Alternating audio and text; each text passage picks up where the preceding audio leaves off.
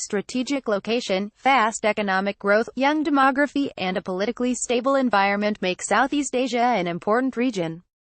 Naturally, great powers gravitate to the region to promote their interests and forge mutually beneficial relationships. In such endeavors, a robust strategy is necessary, and deft messaging matters. After facing criticism for the incoherence of his region-wide Asia strategy, aside from a fixation with denuclearizing North Korea in trade war against China, President Donald Trump threw his support behind the notion of a free and open Indo-Pacific, also called the FOIP. In a November 2017 speech before the Asia-Pacific Economic Cooperation Forum in Vietnam, Trump described the FOIP as a place where sovereign and independent nations, with diverse cultures and many different dreams, can all prosper side by side, and thrive in freedom and in peace. The 2017 U.S. National Security Strategy (NSS) added that the FOIP provides prosperity and security for all and that the United States will strengthen its alliances and partnerships in the region to build a networked security architecture capable of deterring aggression, maintaining stability, and ensuring free access to common domains.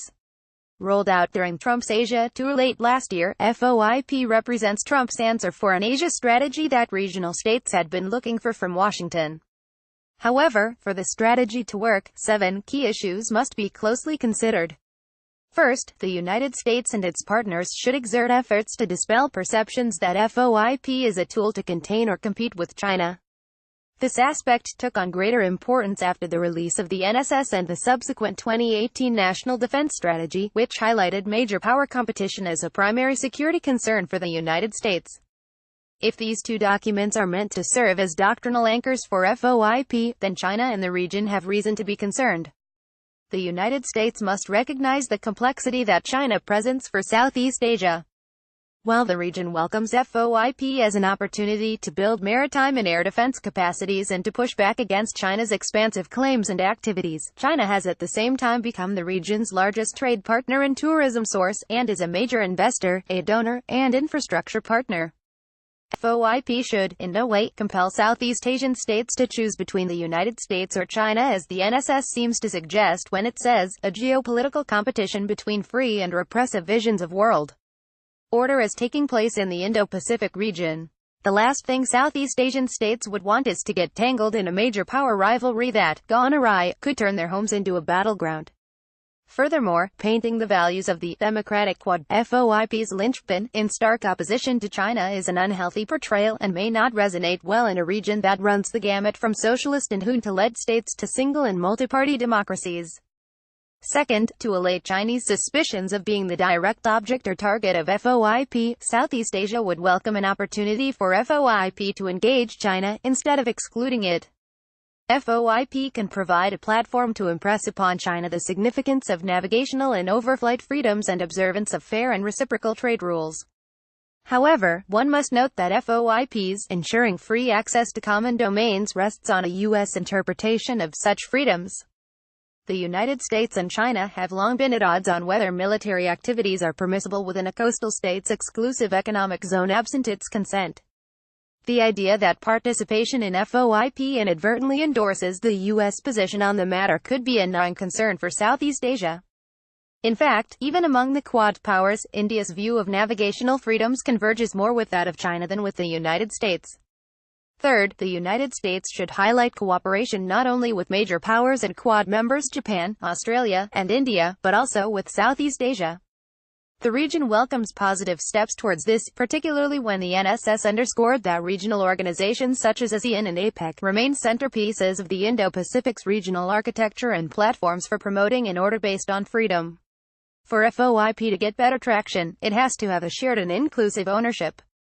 FOIP should accord appropriate space for Southeast Asia to take part in making key decisions, since the strategy will have tremendous implications for the latter's maritime and aviation security, overall stability, and economy.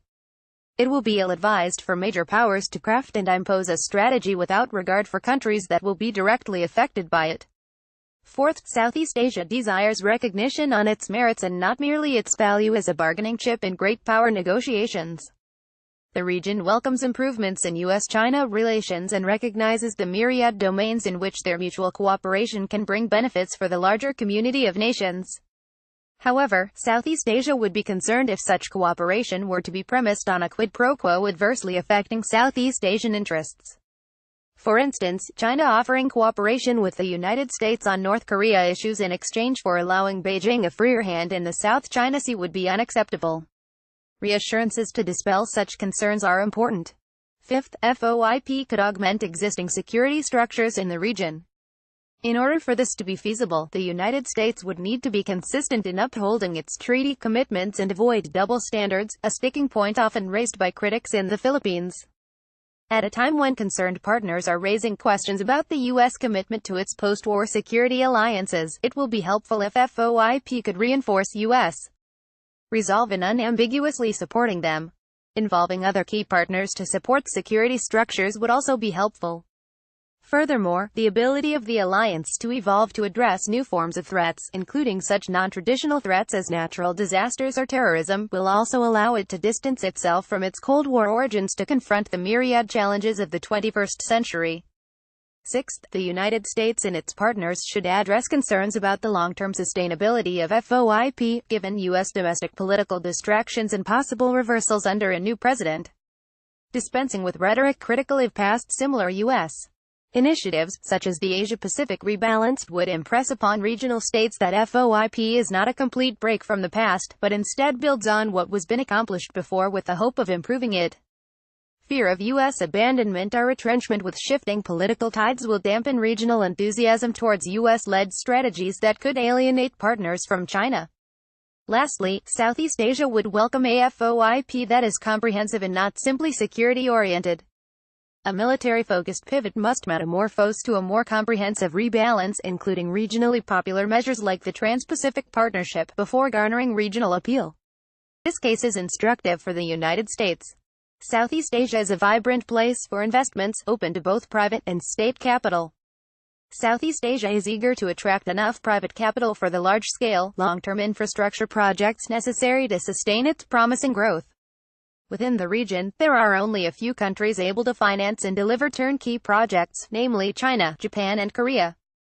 Beijing has thus far been quick to engage with less developed regional states regardless of investment grade or political risk, and Southeast Asia appreciates China's developmental impact.